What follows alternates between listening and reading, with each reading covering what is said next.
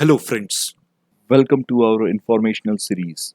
Today we are going to talk about recovery under Recoveries of Debt and Bankruptcy Act or DRT as it is generally called. Perhaps because Debt Recovery Tribunal was established under this act. We'll cover the following topics: overview of debt recovery by banks and financial institutions, the process adopted or followed before the Debt Recovery Tribunal, and the proceedings followed before the recovery officers. Let's get started with the overview. Recovery of Debts and Bankruptcy Act 1993 provides provisions for expeditious adjudication and recovery of debts due to banks and financial institutions and for matters connected therewith.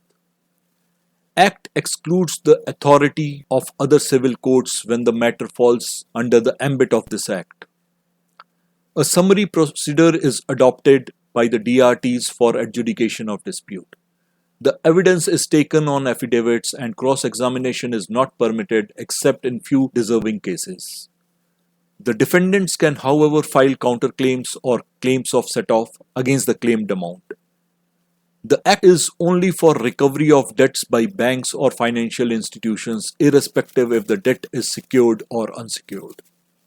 The debt outstanding should be greater than 20 lakhs or the other amounts outstanding should be more than 1 lakh. Let us see the authorities established under the Act.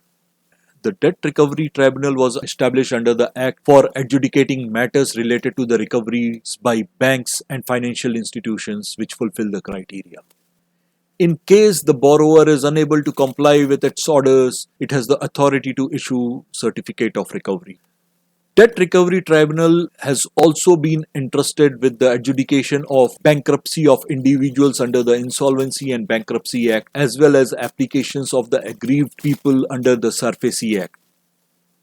Debt Recovery Appellate Tribunal or DRAT has also been established under the DRT Act and it hears appeals from the orders of DRT except for the orders passed with the consent of parties.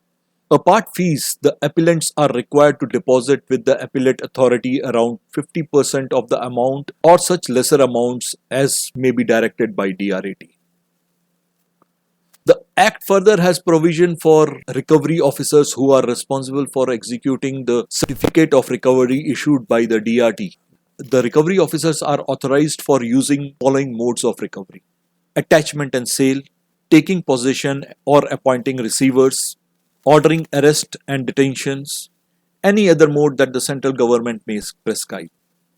Let us see the overview of the recovery process before the DRT. The recovery process before the Debt Recovery Tribunal starts with the bank or financial institute filing application, usually called an original application or OA, for recovery of debts. The application must comply with the rules and appropriate fees also needs to be paid. On admission of the application, DRT issues summons to the borrower to show cause within 30 days and mandates the borrower to disclose any other properties or assets it may have which have not been covered in the application. The borrower is further restrained from alienating any such properties. The borrower must file written statement and is free to set up any counterclaim or set-off. DRT on receipt of such counterclaim may decide to hear them together or separate with the main application.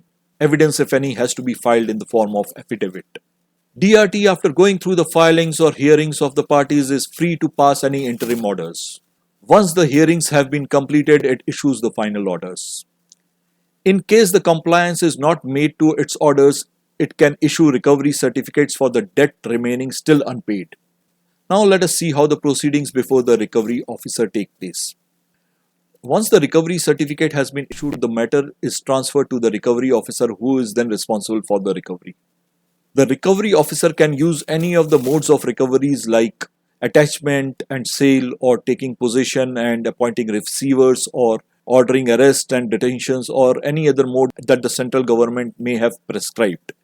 In addition, the recovery officer can also request the third parties who have any due towards the borrower to pay such dues to the recovery officer instead. Recovery officer is also authorized to do distant sale of the property if the need be. So this is pretty much the wrap up of concept of recovery of dues under DRT Act. Hope we have been able to clarify your doubts. Thanks for watching. Stay tuned.